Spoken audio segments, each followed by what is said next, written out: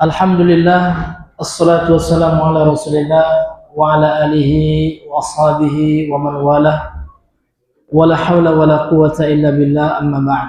Ma'asyiral muslimin, ikhwani wa akhwati fillah, azani Allah wa iyyakum. Kembali kita melanjutkan pembacaan dan penjelasan buku yang berjudul Tafsir Salat yang ditulis oleh Al-Ustadz Al-Fadil Amin Nurbait hafizahullah ta'ala wa ra'ah.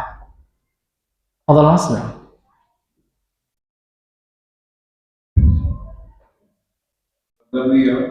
Apabila kamu hendak sholat, takbirlah. Kalimat ini merupakan dalil bahwa segala takbir tidak sah digunakan sebagai pembuka sholat. Karena jika dibuka dengan nafas yang lain, berarti perintah untuk bertakbir tidak dilaksanakan. Ada kesulitan. Dan ketika membaca takbiratul ihram, wajib dilafalkan, tidak boleh hanya di hati. Sehingga orang yang melakukan takbiratul ihram mendalam mulutnya diam saja, tidak mengucapkan apapun, maka takbirnya tidak sah, sehingga salatnya batal. Ibnu Hubairah mengatakan, "Wattabahu ala anna takbiratul ihram min zuhuri salati, wa kadzalika ittabahu ala annahu la tasihhu salatu illa binutqin." Nah. Wa annahu la yakfi fihi mujarradun niyati biqalbi min ghairi nutqin takbiri. Ulama sepakat bahwa takbiratul ihram termasuk kewajiban salat. Demikian pula mereka sepakat bahwa salat tidak sah kecuali dengan mengucapkan lafaz takbir, dan tidak cukup hanya dengan niat dalam hati tanpa mengucapkan lafaz takbir. Khilaf al-a'immah al-ulama. Ulama sepakat bahwa takbiratul ihram harus dilafalkan. Hanya saja untuk imam dilafalkan dengan suara keras, sementara makmum dilafalkan dengan suara pelan. Ketika Nabi Sallallahu Alaihi Wasallam sakit, dia menjadi imam dalam posisi duduk, sementara Abu Bakar berada di samping Nabi Sallallahu Alaihi Wasallam menuntaskan dari takbir. Iya. Qala al-musannifu hafizahullah, beliau berkata takbiratul ihram yang benar. Karena ada takbiratul ihram yang salah. Maka yang benar itu adalah dengan ucapan Allahu Akbar. Dan ini adalah pendapat atau perkataan jumhur ulama berdasarkan dalil yang kuat. Dan inilah pendapat yang rajih. Sementara sebagian dari atba' al-Hanafiyah, Imam Abu Hanifah Nu'man bin Sabit rahimahullah mengatakan bahwasanya boleh takbir itu diganti dengan lafaz yang mengandung pengagungan kepada Allah. Jadi kata mereka boleh mengucapkan subhanallah, alhamdulillah, la ilaha illallah, Allahu karim, ya. Maka ini tidak memiliki dasar yang kuat, ya. Tidak memiliki dalil yang sahih. Sehingga pendapat ini adalah pendapat yang marjuh atau pendapat yang lemah yang tidak bisa diamalkan. Karena perbedaan pendapat ulama itu bukan dalil. Ini yang mesti kita camkan, mesti kita terapkan. Karena yang dalil itu adalah qala Allah wa qala Rasul wa ma ajma alaihi sahabah.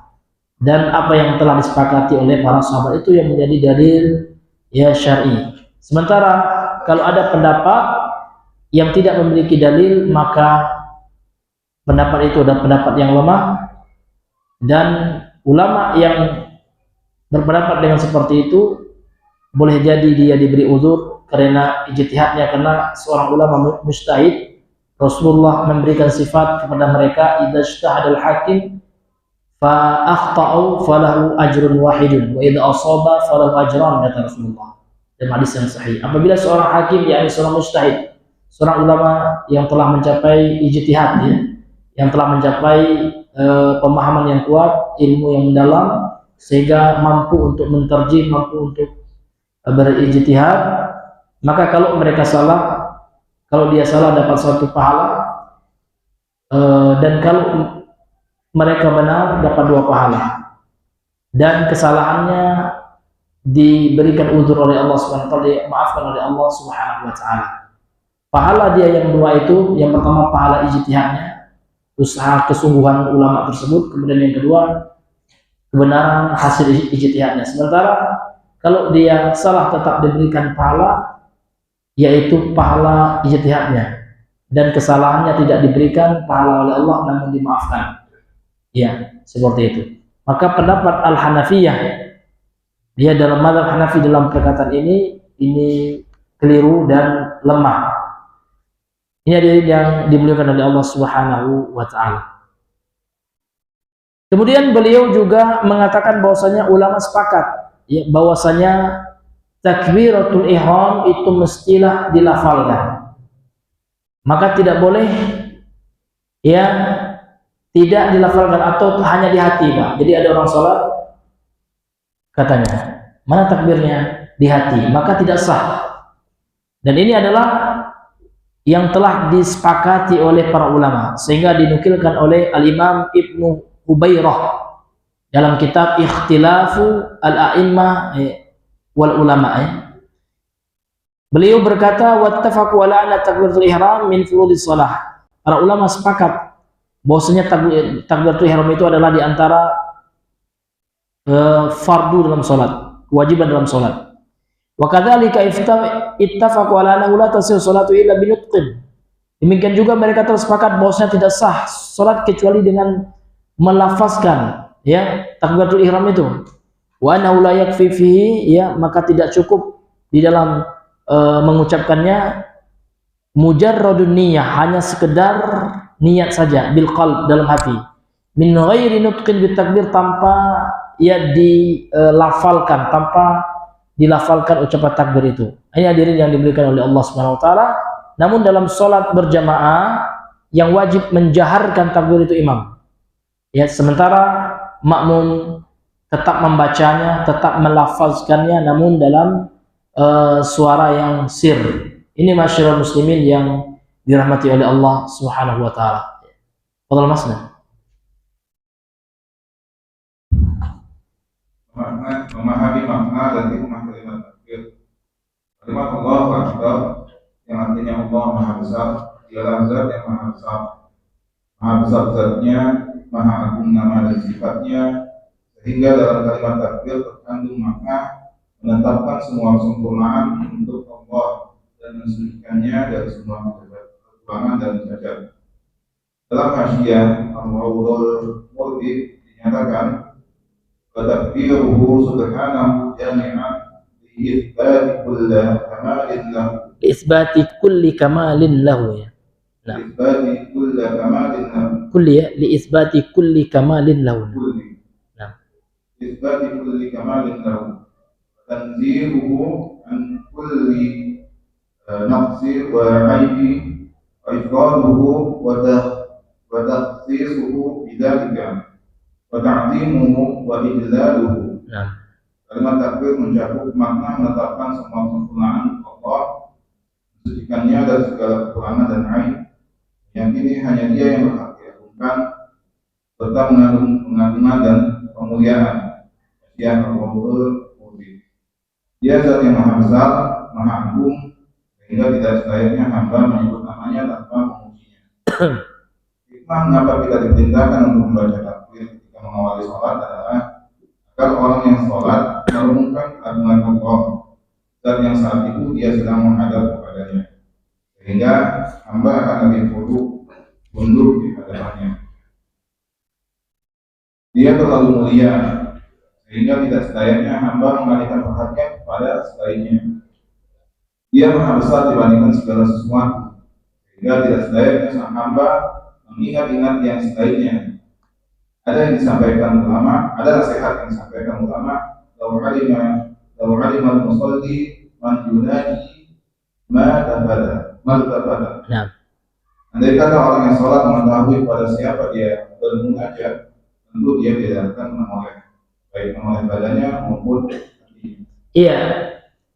Kemudian beliau ya memaparkan, menjelaskan kepada kita makna dari kalimat takbir dan hikmah kalimat takbir. Apa maknanya? Di sini beliau menukilkan qaul ya, pendapat para ulama yang beliau nukilkan dalam kitab Hasyiah Aradul Murbi ya. bahwasanya penulis kitab mengatakan makna takbir itu. Wa takbiruhu subhanahu, dan takbir kepada Allah Subhanahu wa taala maknanya adalah, takbir itu maknanya adalah sebuah kata jami'un yang mencakup ya, li isbati kulli kamalin lahu. Sebuah kata yang mencakup penetapan seluruh bentuk kemuliaan untuk Allah. Jadi kata Allahu Akbar itu kata yang terhimpun dalam kalimat itu, dalam kata itu seluruh yang mulia-mulia. Namun yang paling mulia gitu.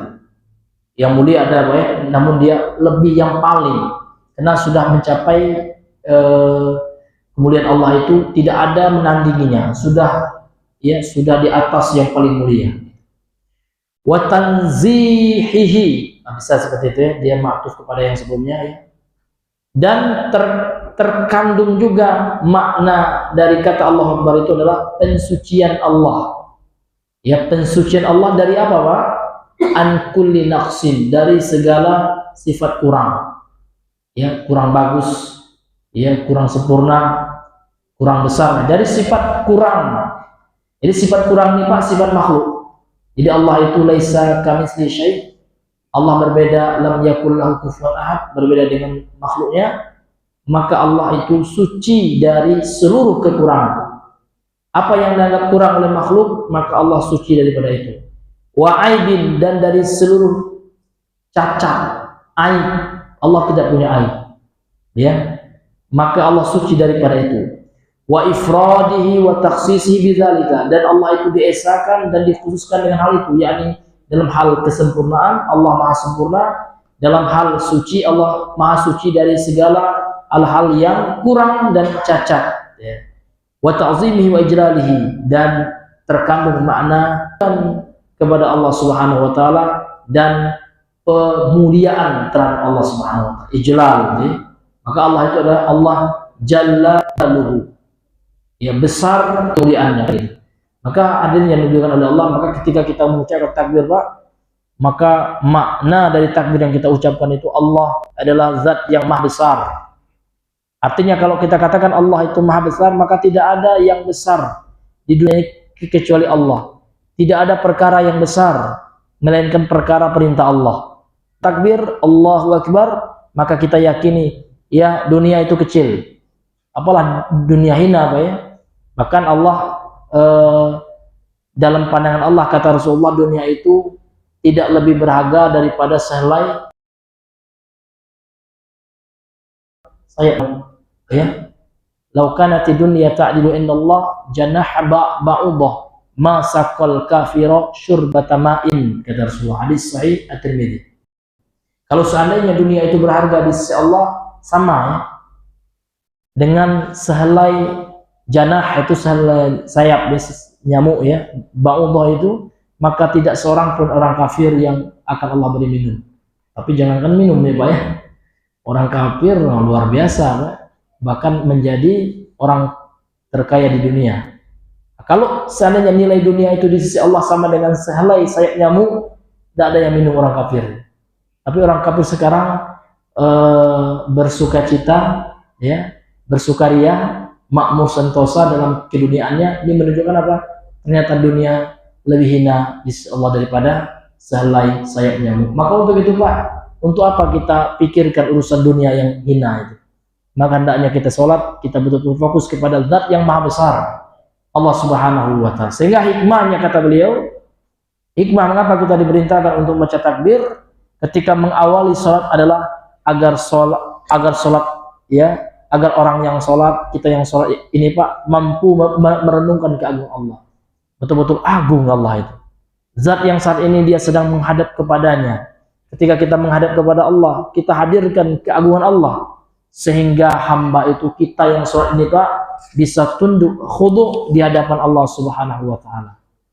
Dan Allah itu terlalu mulia sehingga tidak layak hamba mengalihkan perhatian kepada yang lain. Ya, terlalu mulia Allah itu. Maka tak layak hati kita ya mengingat-ingat dunia yang hina ini. Dan Allah maha besar dibandingkan segala satu. Jadi besarnya Allah ini, ulama menjelaskan ada dua sisi, Pak.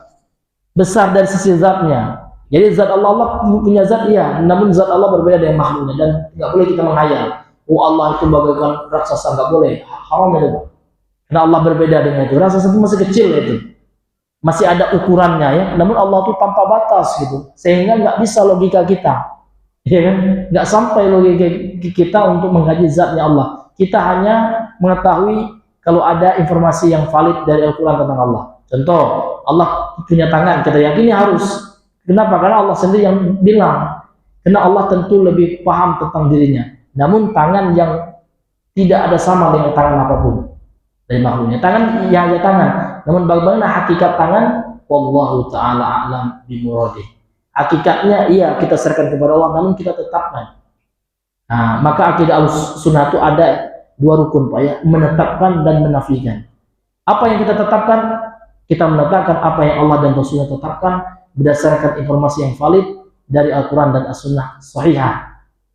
Kemudian kita nafikan apa yang kita nafikan? Kesamaan, ya kesesuaian sifat Allah dengan makhluk, karena Allah itu berbeda dengan makhluk. Maka ini adalah bantahan telak kepada orang yang memfitnah akidah Ahlussunnah dengan akidah Mujassimah, atau akidah orang yang menjisimkan Allah, menganggap Allah itu sama dengan makhluk. Na'udzubillah min dzalik.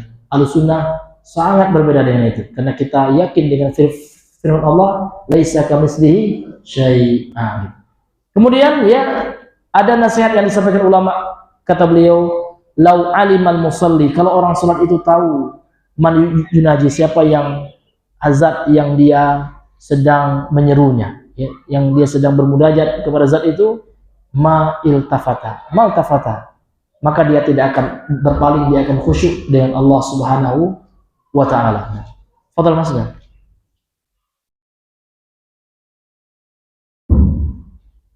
Takbiratul ihram harus bersamaan dengan niat. Takbiratul ihram tidak disyaratkan harus berbarengan dengan niat salat. Menggabungkan dua hal ini adalah mustahil. Karena anggapan inilah banyak orang yang ditimpa penyakit was-was ketika takbir, sehingga takbirnya dilakukan berulang-ulang. Al-Ghazali mengatakan, inna taqdiman niyati ala tahrimati jaizun indana idza lam yujad bainahuma amalun yaqta'u ahadahuma anil akhari. Boleh mendahulukan niat daripada takbiratul ihram menurut mazhab kami, yaitu Hanafi. Jika tidak ada kegiatan apapun yang menyalahi antara niat dan takbiratul ihram. Badai As-Sam'ani. Ibnu Qudamah juga menegaskan, qala ashabuna yajuzu taqdimun niyyati ala takbiri bi zamani yasir. Bizamanil yasiri.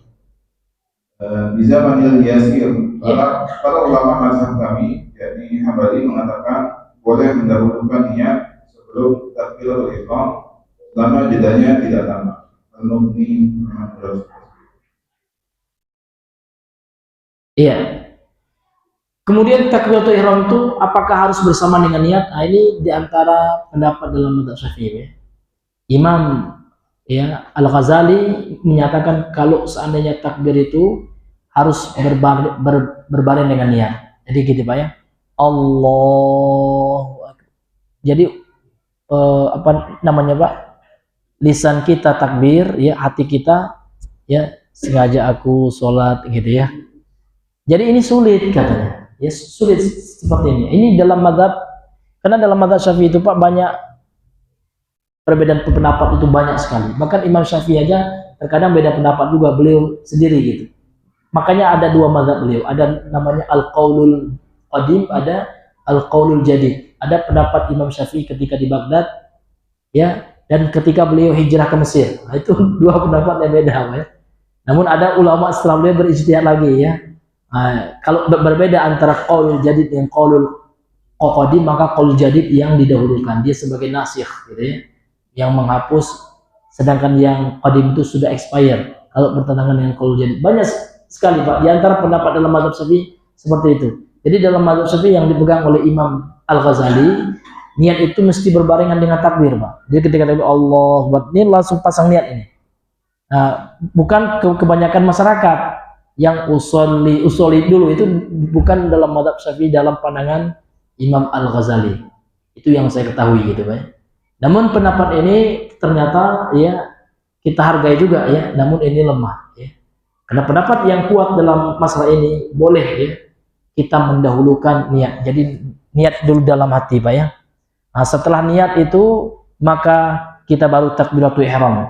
Sebagaimana yang disebutkan juga dalam mazhab Hanafiyah oleh salah seorang ulama Hanafiyah yang bernama Al-Imam Al-Kasani. Beliau mengatakan ya inna taqdiman niyati ala tahrimati jaizun. Mendahulukan niat ya sebelum takbiratul ihram itu boleh. Indana menurut mazhab kami. Illam yujad dengan syarat ya iza lam yujad apabila tidak ada bainahuma ya antara niat dan takbiratul ihram itu suatu perbuatan atau pekerjaan. Jangan sampai ya niat kita nak sholat jadi sebelum sholat itu kita nyangkul dulu atau tidur dulu gitu ya. Itu syaratnya apabila tidak ada pemisah gitu ya. Yaqta'u yang memutus antara keduanya yakni antara takbiratul ihram dan antara niat dan takbiratul ihram dari yang lainnya gitu ya. Kemudian Imam Ibnu Qudamah juga mengatakan qala ashabuna ya para sahabat-sahabat kami yakni dari mazhab Hambali ini Pak ya. Karena Imam Ibnu Qudamah ini termasuk ulama dari Hambali. Beliau mengatakan yajuzu taqdimun niyah, boleh mendahulukan niat ala takbir atas ya sebelum takbiratul ihram bizamanil yasir dengan syarat ya waktunya itu pendek gitu Pak ya. Bukan jaraknya sejam gitu enggak ya. Atau beberapa menit boleh gitu. Ini hadirin yang diberikan oleh Allah. Artinya tidak mesti berbarengan ya dengan takbir. Wallahu a'lam bishawab. Fadhal Masna. Kesalahan pengucapan takbiratul ihram. Kalimat takbir Allahu Akbar yang dipanjangkan hanya lafal Allah, sedangkan kata akbar dibaca pendek. Ada beberapa kesalahan dalam membaca takbir karena kesalahan panjang pendeknya. Contohnya yang A-nya dibaca panjang. Lafal ini artinya apakah Allah Maha Besar?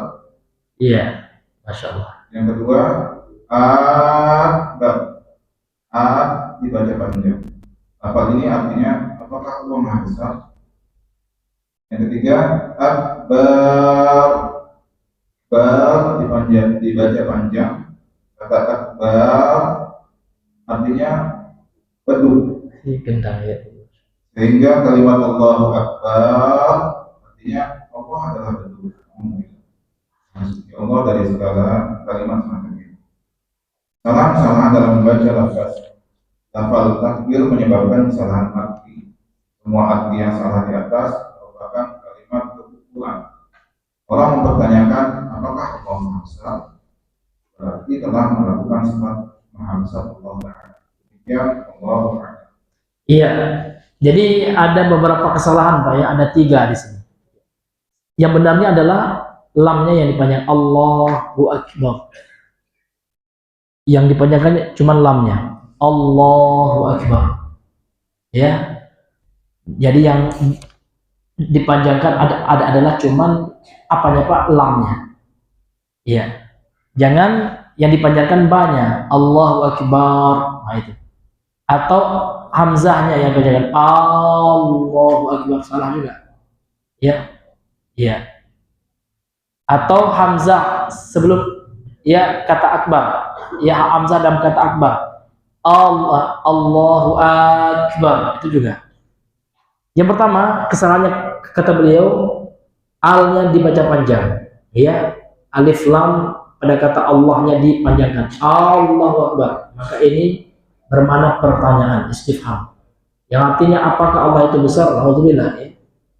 Kemudian akbarnya, ya Allahu Akbar. Alif kata hamzah, huruf hamzah dalam kalimat atau kata akbar itu yang dipanjangkan dan itu juga maknanya pertanyaan. Ya, Allah apakah besar gitu ya. Nah, kemudian yang terakhir yang dipanjangkan banyak pada kata akbar, banyak dipanjangkan Allahu Akbar gitu ya. Maka ini maknanya gendang atau beduk. Maka ini kesalahan. Kalau kesalahannya, ingat baik, kalau kesalahan ini diyakini, sudah tahu di artinya, kalau orang jahil ini insya Allah belum kufur dia, dan dia wajib belajar. Yang kufur masuk beliau ini Pak, orang yang sudah tahu gitu. Kalau Allahu Akbar itu maknanya Allah itu beduk, dan dia tahu dan dia yakin memang Allah itu beduk, ngapain gitu ya. Nah, itu baru dia jatuh ke dalam kufur. Tapi kalau seandainya dia melakukan kesalahan itu memang kena tidak tahu Pak, insya Allah dia ya ma'zur, dia diberi uzur, ma'zur bil jahl, ya. Dia diberi uzur karena ketidaktahuannya. Kemudian ada yang mungkin lupa dibahas oleh beliau Pak. Ini penting juga kita bahas. Ya, ketika kita apa namanya Pak, ruku, kapan kita baca takbir itu? Karena ada sebagian orang Pak, dia ruku dulu baru baca takbir, seperti ini. Ya. Jadi ada orang seperti ini Pak. Allahu Akbar. Yang benarnya seperti apa? Ini setelah dijelaskan fatwa dari Lajnah Ad-Daimah ya. Yang benarnya orang mengucapkan takbir ketika ruku itu Pak, dia beriringan dengan gerakan rukunya. Iya. Jadi dia beriringan dengan gerakan rukunya, dan ini fatwa para ulama ya. Jadi misalkan ya dari berdiri ya. Jadi kapan baca takbir ketika ruku? Karena sebagian orang ada seperti ini Pak ya. Allahu Akbar gitu ya. Dan yang tepat itu keliru Pak ya. Yang tepatnya adalah dia baca takbir ya ketika bersikap ini Allahu Akbar beriringan dengan gerakannya mau ruku itu.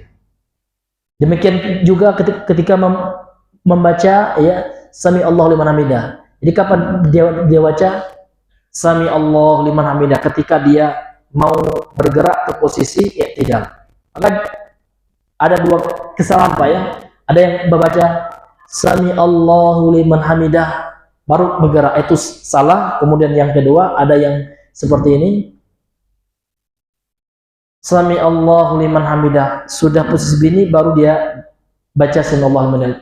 Seharusnya dia serentak gerakannya ya, seperti itu. Demikian juga sujud ya, dan demikian juga bangkit dari sujud. Karena ada juga sebagian orang Pak, dia sujud dulu seperti ini. Allahu Akbar, itu salah Pak. Seharusnya dia baca Allahu Akbar ketika mau sujud itu, takbir intiqal itu ya. Allahu Akbar, apa sebenarnya? Ya.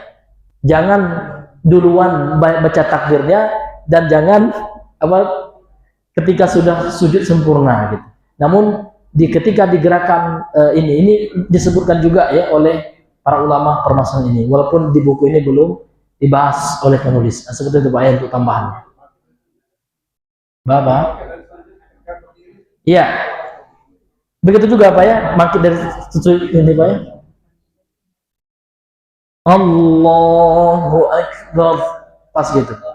Jangan pas setelah berdiri baru Allahu Akbarnya, atau pas belum bergerak dia sudah takbir. Itu dua kesalahan Pak ya. Ini dibahas ya dalam fatwa Lajnah Daimah. Wallahu a'lam. Ya, alhamdulillah sesi akhir, sesi kelima pada hari ini telah selesai kita bahas. Di pembahasan kita pada hari ini sampai Takbiratul Ihram. Insyaallah daurah kita lanjutkan besok pada sore subuh. Lanjutkan halaman 78 titik. Sebelum kita tutup, kami persilakan jika ada yang ingin ditanyakan.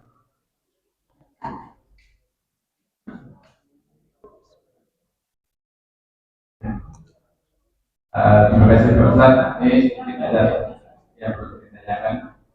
Ya Pak ya. Terutama tentang masalah takbiratul ihram tadi, Ustaz. Iya.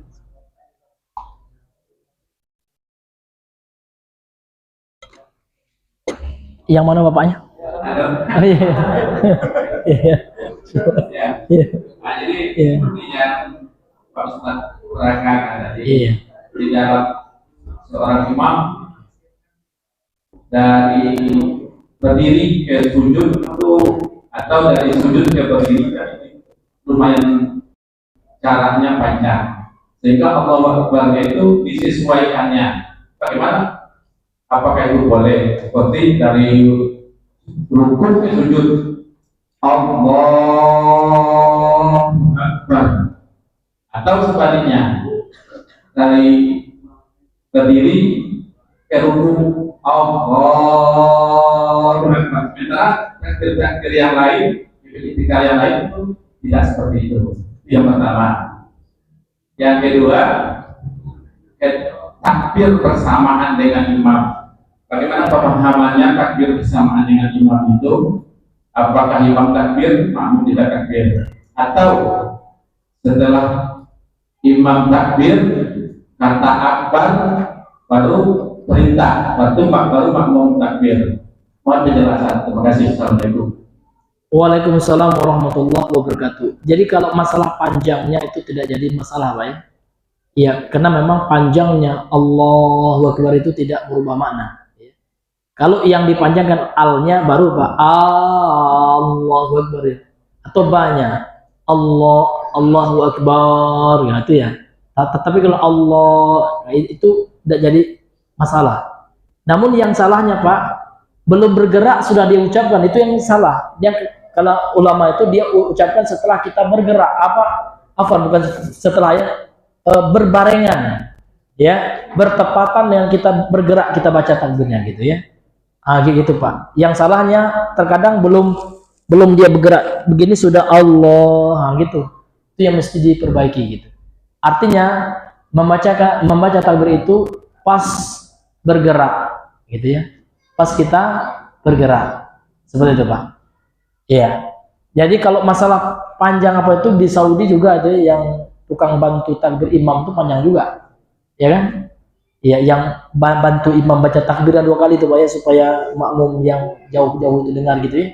Banyak juga yang panjang, itu nggak jadi masalah. Selama yang dipanjangkan itu memang panjangnya tidak merubah makna. Nah, kalau yang salah itu yang 3 itu Pak ya, ketika alnya yang dipanjangkan, banyak yang dipanjangkan atau akbarnya. Ya, hamzah pada kata akbar dipanjangkan, itu yang keliru gitu ya. Wallahu a'lam bishawab. Sekarang kapan kita mengikuti kapan kita bertakbir setelah imam tuh ya? Setelah imam dia selesai mengucapkan takbir dan jangan mendahului gerakan atau menyamai imam. Itu yang mesti kita perhatikan. Ya, jangan pernah kita mendahului atau menyamai sama-sama ruku dengan enggak. Harus imam duluan, setelah itu baru kita harus, karena imam itu dijadikan untuk diikuti. Yang namanya diikuti dia duluan kan gitu. Jangan sampai ya mendahului gerakan imam ya, dan jangan sampai menyamai Pak. Karena banyak orang nggak sadar ya, karena mungkin terlalu khusyuk atau apa ya. Perhatikan, ini mesti diperhatikan. Wallahu a'lam bishawab.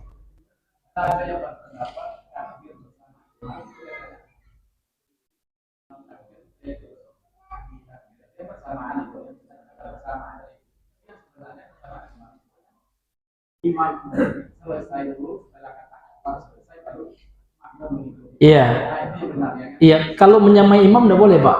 Iya, kita harus mengikuti, bukan menyamakan imam duluan, karena yang diikuti kan dia yang duluan. Ya, wallahu a'lam bishawab.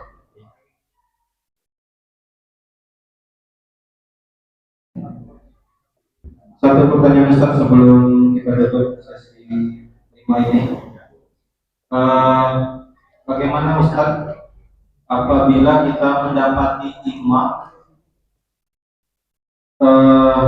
yang membuat kita sholat menjadi tidak khusyuk? Misal, contoh kita sholat dapat imam itu tidak tumanina, jadi rasanya kesel kita mau sholat ya. Apakah kita tetap mengikuti sampai selesai? Apakah boleh kita batal aja lah daripada meruntuh aja di dalam hati saat sholat? Ya, kalau imamnya tumaknina otomatis sholat tidak sah. Kenapa? Karena rukun sholat itu adalah tumaknina. Yang namanya rukun kalau sengaja ditinggalkan maka sholatnya batal. Sebaiknya imam yang seperti itu diberikan dulu warning ya. diberi penjelasan bapak tumanina itu rukun, mungkin imamnya belum paham gitu.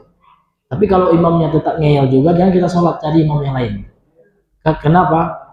Karena sholat kita nanti nggak diterima oleh Allah, karena kurang rukunya, dan khawatir kita termasuk orang yang sahun fi sholatihim sahun an sholatihim sahun gitu ya. Nah kata Imam Ibnu Katsir yang telah kita bahas ya, di antara yang sahun, orang yang dikatakan lalai itu yang tidak mengerjakan rukun dan syarat sholat tersebut. Wallahu a'lam bishawab. Ya, alhamdulillah. Dengan berakhirnya sesi 5 ini, kita selesai daurah kita pada hari ini. Insya Allah kita akan melanjutkan daurah besok pada sholat subuh. Sebelum kita pulang, kami menghimbau kepada jemaah yang mendapat buku, apabila berhalangan hadir besok, kami menghimbau menitipkan bukunya ke panitia agar bisa dimanfaatkan oleh jemaah lain yang belum mendapatkan buku, dengan menulis nama, nomor handphone di buku tersebut. Jadi bukunya dititip dulu di sini. Jadi apabila ada besok jemaah yang tidak punya buku, bisa dimanfaatkan. Demikian, wassalamualaikum warahmatullahi wabarakatuh. Waalaikumsalam.